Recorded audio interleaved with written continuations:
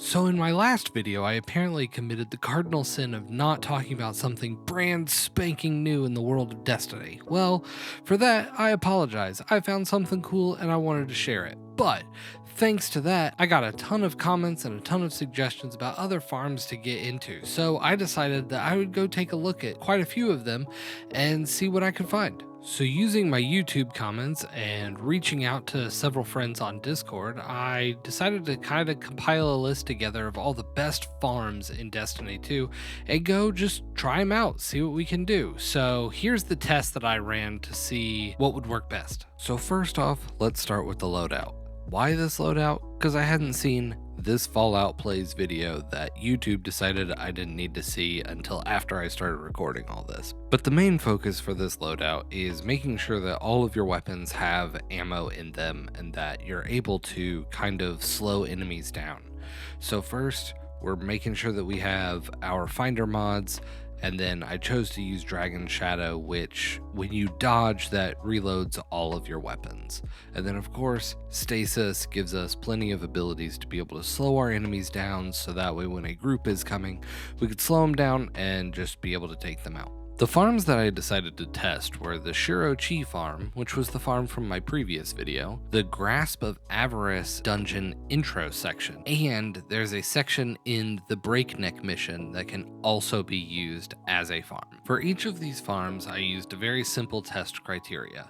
First, if I have heavy and the enemies are grouped, I'm using the heavy weapon. If I have special, I'm using the special weapon. I gave each farm 30 total minutes and graded it based on how many kills I was able to get with each weapon type. If there were differing runs that needed to happen, I judged it based on how many kills and progress I was able to make with the weapons on each of those runs. And this will help me determine which farm is the best possible farm that you could do of these three. The weapons that I chose to test these farms with were the Imperial Decree shotgun, the targeted redaction hand cannon, and the Apex Predator rocket launcher. The first farm I tested was the Shuro Chi farm.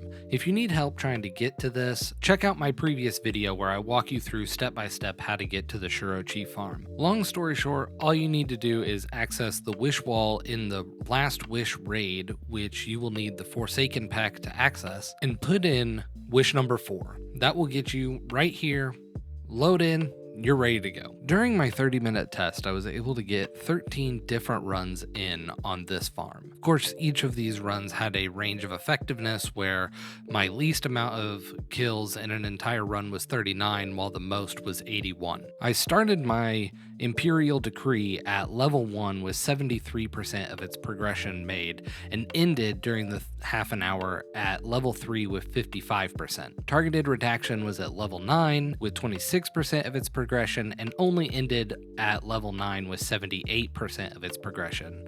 And Apex Predator started at level 4 with 86% and ended at level 9 with 68%. This farm is definitely great per the parameters of this test for special and heavy weapon kills, as you get a bunch of that, but all your enemies tend to be grouped up. I had a lot of success getting my ammo finders to proc, and basically I just found myself using my shotgun and my rocket launcher a whole lot more than I used my hand cannon. There were a couple of runs where I did try to focus on the hand cannon a little more because I did want to gain progression on that weapon, but in order to keep all of my testing pure, I tried to keep that to a minimum. The second farm on my list was the Grasp of Avarice intro. In order to access this farm, you will need to have access to the Grasp of Avarice dungeon, which came with the 30th anniversary pack. What you will need to do is go to the Cosmodrome, find the Grasp of Avarice icon, and load into the dungeon. That's it. There's nowhere for you to go. There's nothing else that you need to do. You just simply walk in and you get to work. The thing to watch out for in this farm is all of the exotic engram looking objects that drop. These things will actually explode, and as you pick them up, if you don't deposit them, you will also die if your timer runs out. It's pretty easy to not pick up any of these items or just to stay back and let them explode so you don't have to deal with it, but just throwing that out there. The great thing about this dungeon is there's no need for runs or resetting. You just go and go and go, because there will be waves of enemies that spawn from a cave that you've seen in this footage, and all you have to do is just kill ads. There are some wizards that just like shoot at you, and it's pretty hard to dodge that, but they're also pretty simple to kill. So for this farm, my test was actually pretty simple. I just loaded in for half an hour and I just played. So since there was no need to go through anything, I was able to start right from where I left off from the Shuro Chi farm.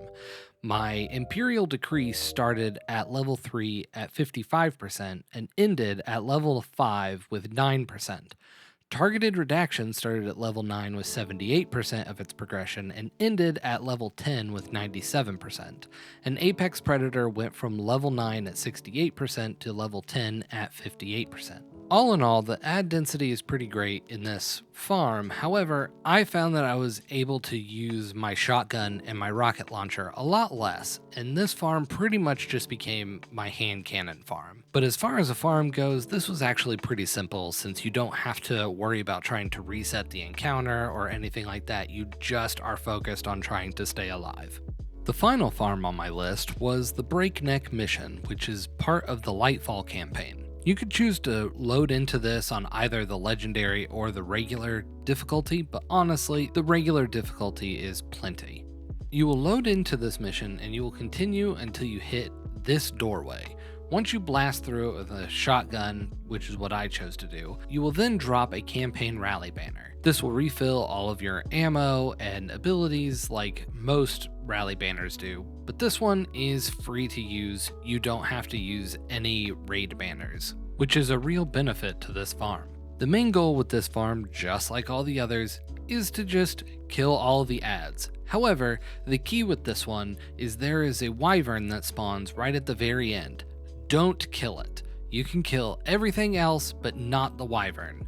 Once you've cleared the entire room, you can choose to, like I did, aim a rocket launcher at your feet, or just let the wyvern kill you. Either way is totally fine, but you do not want to kill the wyvern. During the 30-minute test of this farm, I was able to accomplish 13 runs, with my lowest run kill count being 36 and my highest being 83. I was able to get my Imperial Decree to start at level 5 with 13% and end at level 6 with 41%. Targeted Redaction started at level 11 with 3% of its progression and ended at level 11 with 52%.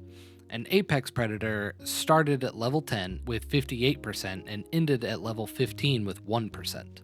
Just like the Shuro Chi farm, because of the parameters of my test, this ended up being really good for heavy weapon kills. Most of the time, enemies were in a clump and you just shoot a rocket, you're done. However, there were a couple of rounds that I did take that I solely focused on my hand cannon, and that seemed to go pretty well. Alright, so how do these farms compare when we put their final results side by side? First up, we had the Shuro Chi farm that had a total of 718 kills, averaging 24 kills per minute, and an average of 55 kills per run. The Grasp of Avarice intro had a total of 399 kills and averaged 13 kills per minute. The Breakneck mission had a total of 591 kills, averaging 20 kills per minute and 45 kills per run. So looking at these stats side by side, it seems that the Shuro Chi farm is still the best for amount of time in the mission and getting the most amount of work done as quick as possible. Personally, I found that I had a lot more fun running the Breakneck mission, and Grasp definitely seemed to be the most consistent among all of them because it's just running in there, shooting and looting. Of course, I'm curious to know what your perspective is on this. Leave me a comment down below letting me know what other farms that you like to do. I definitely looked at more than just these three. These three were just the most popularly referred to me. But if you've made it this far in the video, thanks for watching, and I will catch you in the next video.